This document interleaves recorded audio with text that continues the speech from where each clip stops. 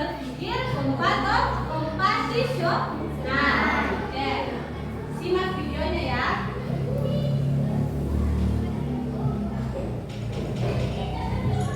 Pengenalan computational thinking. Hai teman VC, coba tebak apa artinya computational thinking atau berpikir komputasional? Adakah yang bermata jeli dan melihat kata komputasional di sini? Jadi mungkin ada hubungannya dengan komputer ya? Iya, betul sekali. Jempol buat kamu yang sudah menebak dengan benar. Berpikir komputasional adalah proses berpikir untuk menyelesaikan masalah dengan efektif dan efisien. Dalam ilmu komputer, proses berpikir ini dilakukan sebelum mulai menulis coding atau pemrograman. Jika sudah direncanakan dengan baik, maka coding yang ditulis akan sesuai dengan kebutuhan dan dapat diselesaikan dengan cepat dan tepat. Tapi ternyata berpikir komputasional juga bisa dilakukan tanpa komputer dan tanpa internet loh. Malah sebenarnya kita pun sudah menerapkannya dalam kehidupan sehari-hari, mulai dari menghitung gigi, mencatat ringkasan pelajaran, hingga menyiapkan tas untuk sekolah besok. Wah, kalau kita sudah bisa menerapkannya setiap hari, berarti kita semua sudah mahir dong. Belum tentu. Contoh-contoh tadi kan menerapkan berpikir komputasional pada masalah yang sederhana. Masih banyak nih masalah yang lebih kompleks, seperti misalnya mengatur keuangan bulanan, apa yang harus dilakukan kalau kamu tersesat di tempat baru, hingga memilih jurusan dan karir. Lalu yang lebih penting lagi, ketika kamu dewasa nanti, kamu akan menghadapi era industri 4 dan bahkan 5. Di sini kamu perlu kecepatan untuk memanfaatkan dunia digital, mulai dari mencari dan memilah informasi yang kamu perlukan, hingga menggunakan informasi itu untuk membuat keputusan penting dalam hidupmu. Menghadapi masalah kompleks kehidupan di masa sekarang dan masa depan ini mirip seperti merencanakan coding yang sudah dibahas sebelumnya. Kuncinya adalah memahami masalah dengan tuntas dan mencari cara menyelesaikan yang efektif dan efisien. Nah, kalau begitu, bagaimana agar kita bisa berpikir komputasional? Sekarang kita bahas ya 4 landasan dari berpikir komputasional. Yang pertama, dekomposisi. Dekomposisi artinya membagi masalah kompleks ke bagian yang lebih kecil agar mudah diselesaikan. Misalnya, kamu ditunjuk jadi ketua panitia lomba 17-an. Maka, untuk memudahkan pelaksanaan, kamu bisa menunjuk panitia bagian acara, konstruksi, publikasi, keamanan, dan lainnya. Yang kedua, pengenalan pola. Artinya mencari kesamaan dan pola di antara bagian-bagian masalah kompleks yang sudah dipecah. Misalnya, kamu hendak melipat dan menyimpan jemuran di rumah, maka kamu perlu bisa mengenali jemuran milik ayah, ibu, kamu, adik, dan milik bersama seperti spray, handuk, dan lainnya. Ini karena jemuran-jemuran itu perlu disimpan di tempat yang berbeda. Yang ketiga, abstraksi. Artinya fokus pada informasi yang penting saja, mengabaikan detail yang tidak diperlukan. Misalnya, kamu hendak menceritakan pengalamanmu berwisata ke luar kota. Tentunya kamu mengalami banyak hal dan berangkat di bus, berfoto bersama, makan di restoran, menginap di hotel, hingga perjalanan pulang. Tapi nggak mungkin kan kamu ceritakan semua kejadian dengan detail pada teman-temanmu. Pasti kamu bosan dan kelamaan. Jadi kamu harus mencari beberapa kejadian yang menarik saja untuk diceritakan pada teman. Yang terakhir, algoritma. Artinya membuat langkah-langkah penyelesaian atau membuat aturan yang diikuti untuk menyelesaikan masalah. Misalnya kamu diberi daftar belanja di supermarket oleh ibu. Ada minyak goreng, telur, roti, sayur, dan kopi. Lalu kamu harus buru-buru karena ibu sudah mau memasak dengan minyak goreng itu. Nah, kalau seperti ini, satu cara yang efisien misalnya mulai dengan mengambil barang yang paling dekat dari pintu masuk hingga terakhir yang paling dekat dengan kasir. Nah, itu dia 4 landasan berpikir komputasional yang perlu diterapkan untuk memecahkan masalah yang kompleks. Lalu berikutnya, apakah ada cara untuk mengasah kemampuan berpikir komputasional? Tentu ada. Selain bisa coba kamu terapkan ke masalah sehari-harimu, kamu bisa juga latihan soal untuk mengasahnya. Misalnya, gurumu akan memberikan soal-soal computational thinking di mata pelajaran matematika, dalam kurikulum mereka. Selain itu, kamu bisa ikut tantangan bebas Indonesia juga. Yuk coba simak satu contoh soal computational thinking. Dalam bis studi wisata, ada 3 kelompok anak yang akan diantarkan ke 3 tujuan berbeda. Bis berhenti pertama di restoran, lalu hotel, dan terakhir di museum. Hanya ada satu tempat penyimpanan koper di samping bis, yang hanya bisa dibuka dari satu pintu. Sopir bis ingin mengatur koper-koper penumpang hingga mudah dikeluarkan. Bantu supir bis menentukan urutan memasukkan koper-koper itu ke dalam tempat penyimpanan. Pertanyaan, koper kelompok anak yang mana yang dimasukkan terakhir? A. Anak yang ingin pergi ke museum. B. Anak yang ingin pergi ke restoran. C. Anak yang ingin pergi ke hotel. Atau D. Yang mana pun boleh. Soal ini diadaptasi dari challenge.bebas.org. Kalau kamu tahu, coba ya dijawab di kolom komentar. Kejar cita, kejar ilmu, raih cita.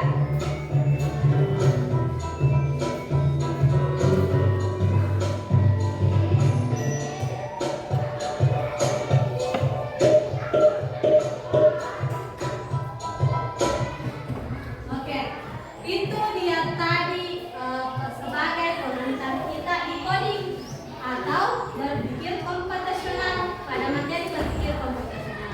Jadi tadi pertanyaannya di akhir ada pertanyaan tak? Jadi sebagai pengantar saja nak.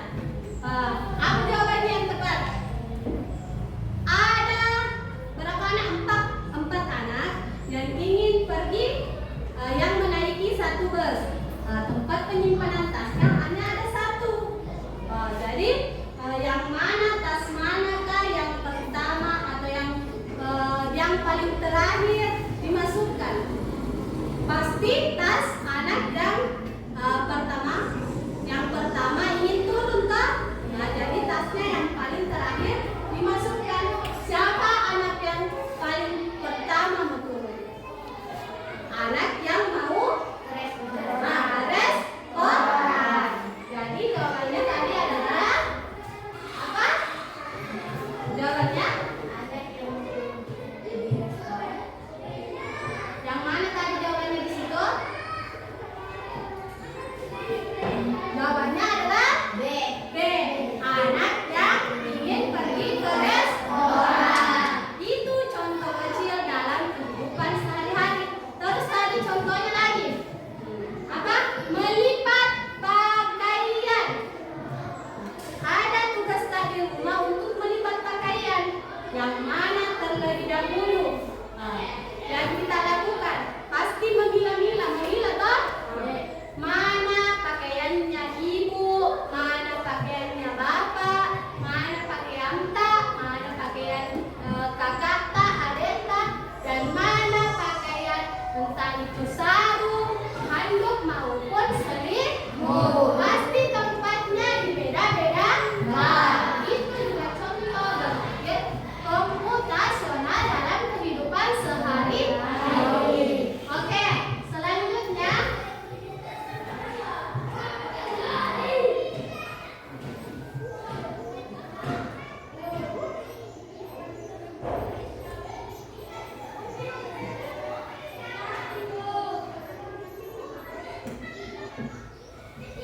saya akan menjelaskan dulu tentang apa itu manfaat dan kerugian kecerdasan artifisial bagi siswa di SD. Jadi ini adalah bagian dari berpikir komputasional sebagai dasar coding dan kecerdasan artifisial. Apa itu coding? Coding atau coding adalah proses menulis instruksi atau permintaan dalam kurung kode menggunakan bahasa pemrograman agar komputer dapat memahami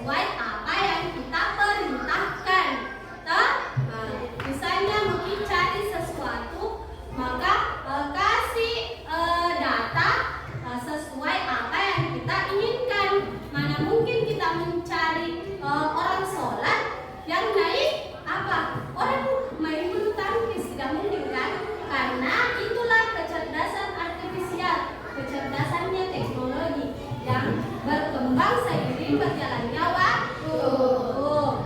Oke, selanjutnya manfaat kecerdasan artifisial bagi pelajar. Yang pertama, pembelajaran yang dipersonalisasi. Yang kedua, materi yang lebih luas. Yang ketiga, mengajar virtual. Dan yang keempat,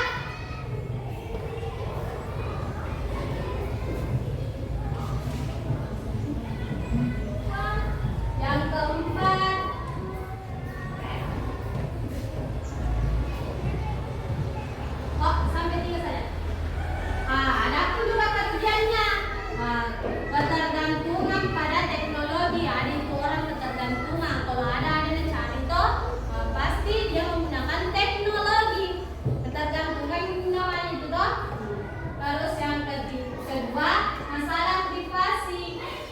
Jadi kalau AI itu dapat mengumpulkan data oleh AI, menimbulkan risiko privasi. Data pribadi pelajar bisa disalahgunakan jika tidak dikelola dengan baik. Jadi di teknologi itu harus juga dijaga privasi. Jangan semuanya diupload. Yang ketiga, keragaman interaksi sosial atau kurangnya interaksi sosial. Pembelajaran yang terlalu berfokus pada teknologi dapat mengurangi interaksi sosial antara pelajar. Jadi misalnya kita itu semuanya dalam proses pembelajaran semuanya menggunakan kecerdasan artifisial atau menggunakan teknologi, maka proses pembelajarannya itu kurang interaksi antara guru dan pelajar. Apabila itulah kekurangannya AI atau teknologi. Terus yang keempat, kesenjangan atau akses teknologi. Tidak semua pelajar memiliki akses yang sama. Tidak semua pelajar memiliki HP. Tidak semua pelajar bisa membeli kuota. Jadi makanya ada namanya kesenjangan akses teknologi.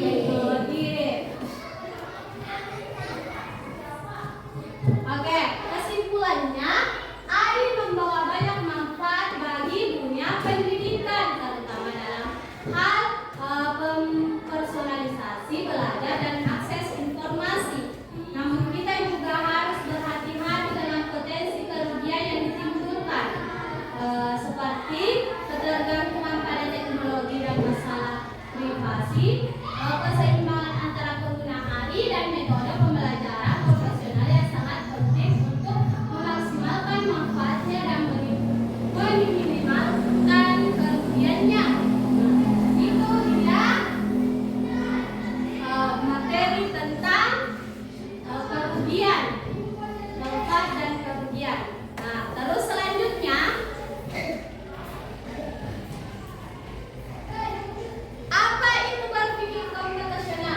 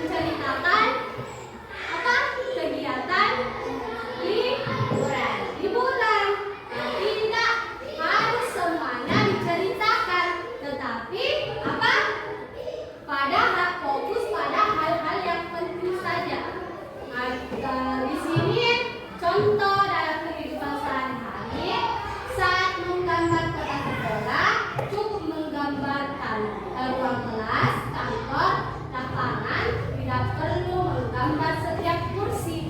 Nah, menggambar dena kota sekolah tak yang digambar itu kelas saja, kelas 6, kelas 5, kelas 4, baru di sini kantor, baru di sini ada ruangan apa di sini? Ruangan KKG, baru ruang kelas lagi, kelas 1, 2, dan 3, ada parkiran. Tidak harus ditulis kursinya di dalam kelas, digambar juga kursinya di dalam kelas, ya. Nah, tidak gitu. Yang keempat, algoritma, menyusun langkah-langkah sistematis untuk menyelesaikan masalah. Contohnya, resep membuat jus jeruk. Apa resepnya? Langkah-langkahnya, siapkan jeruknya, kupas, masukkan di blender, nyalakan blendernya, dan sajikan. Jadilah jus jeruk. Oke, itu. Selanjutnya, hubungan berpikir komputasional dengan coding. Apa hubungannya? Apa hubungannya, nak? Hubungan berpikir komputasional dengan coding. Coding adalah menerjemahkan algoritma ke dalam bahasa komputer. Sedang coding tidak memungkinkan dibuat tanpa berpikir komputasional, karena komputer butuh instruksi jelas dan runtuh. Jadi di coding tidak mungkin menjalankan programnya kalau tidak ada perintah dari manusia. Jadi ini coding harus menggunakan perintah yang terstruktur, jelas dan runtuh. Harus juga jelas perintahnya. Oke. Contoh instruksi sederhana. Jadi instruksi sederhana. Di sini ada instruksi sederhana dengan praktek robot. Nah, jadi setiap kelompok menunjuk dua temannya maju ke depan. Ada yang berprofesi sebagai robot dan ada yang berprofesi untuk memberikan perintah. Oke, kita mulai dari kelompok 1. Silakan kelompok 1. Ayo, yang Manan, siapa lagi? Silakan.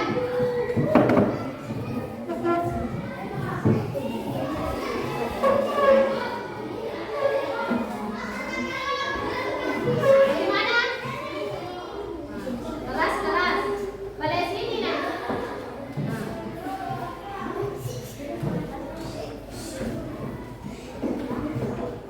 Di belakang, di depan.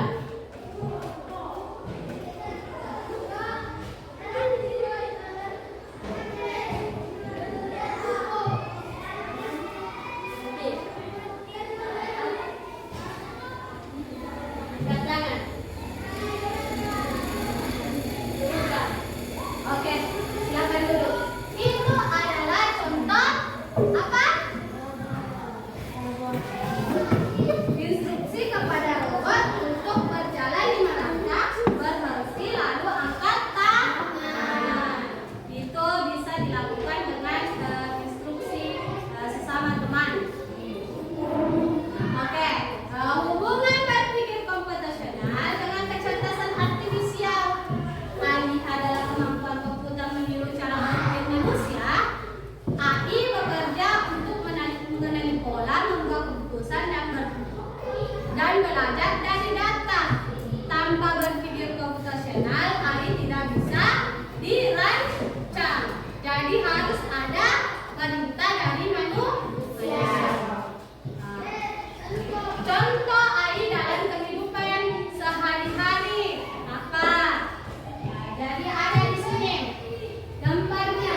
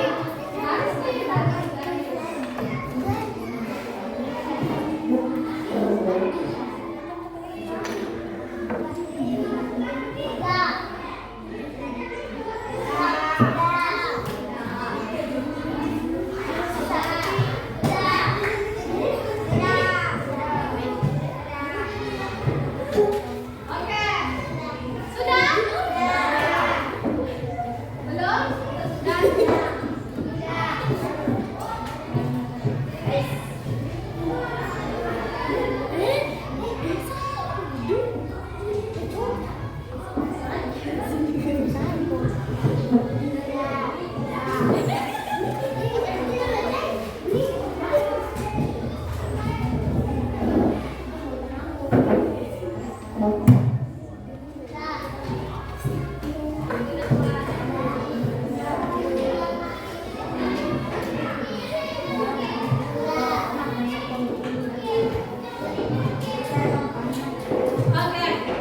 silakan dikumpulkan. Ayo, satu orang.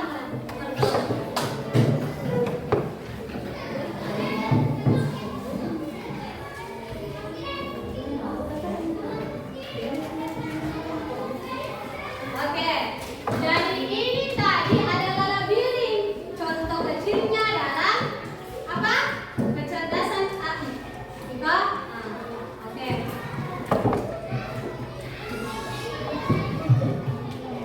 Oke, untuk pembelajaran kali ini materinya tentang berpikir komputasional secara coding dan dalam dasar coding dan kecerdasan